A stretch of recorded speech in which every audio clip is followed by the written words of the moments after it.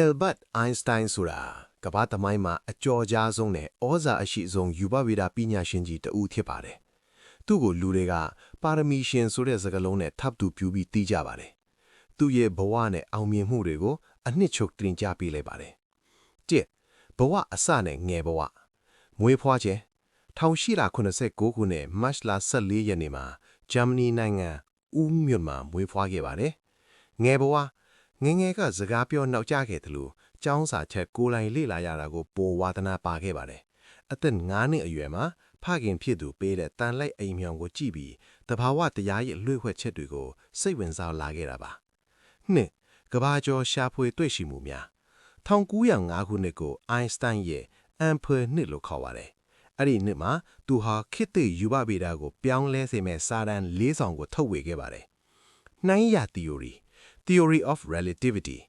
အချိန်နဲ့ဟင်းလင်းပင်ဟာတသက်မှတ်တဲ့မဟုတ်ပဲပြောင်းလဲနိုင်တယ်ဆိုတာကိုသက်သေပြခဲ့ပါတယ်။ကဘာကျော်ညီမျှခြင်း E =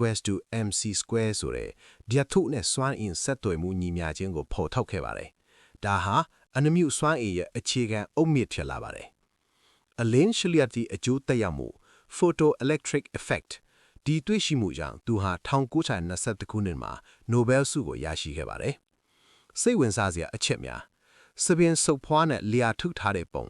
အိုင်းစတိုင်းဟာဟာတာညံရှိပြီးပေါ့လာလာနေတတ်သူဖြစ်ပါတယ်။သူရဲ့လျာထုတ်ထားတဲ့ဂျက်ပုံဟာကမ္ဘာအမှတ်တရမကြန့်ဆုံးပုံရိပ်တစ်ခုဖြစ်ပါတယ်။တရောထိုးခြင်းသူဟာစိတ်ပံပညာရှင်နေမကဘူးတရောထိုးလာကိုလည်းအလွန်ဝါသနာပါသူဖြစ်ပါတယ်။ကျွန်တော်စိတ်ပံပညာရှင်တာမဖြစ်ခဲ့ရင်ဂီတပညာရှင်ဖြစ်မှာပါလို့သူကိုယ်တိုင်ပြောခဲ့ပူပါတယ်။ငိမ့်ချမ်းခြင်းကိုမြတ်နိုးသူဟာစစ်ပွဲတွေကိုစန့်ကျင်ပြီးငြိမ်းချမ်းခြင်းအတဲ့တိုက်ပွဲဝင်ခဲ့သူတဦးလည်းဖြစ်ပါတယ်။ဘဝနီးကုံ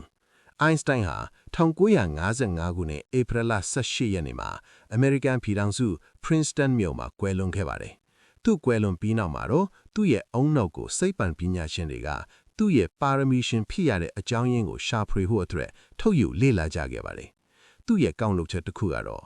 အသိပညာထက်စိတ်ကူးစိတ်တန်းကပိုအရေးကြီးပါတယ်။အသိပညာမှာအကန့်အသတ်ရှိပေမဲ့စိတ်ကူးစိတ်တန်းကကဘာကြီးတစ်ခုလုံးကိုလွှမ်းခြုံနိုင်လို့ပဲ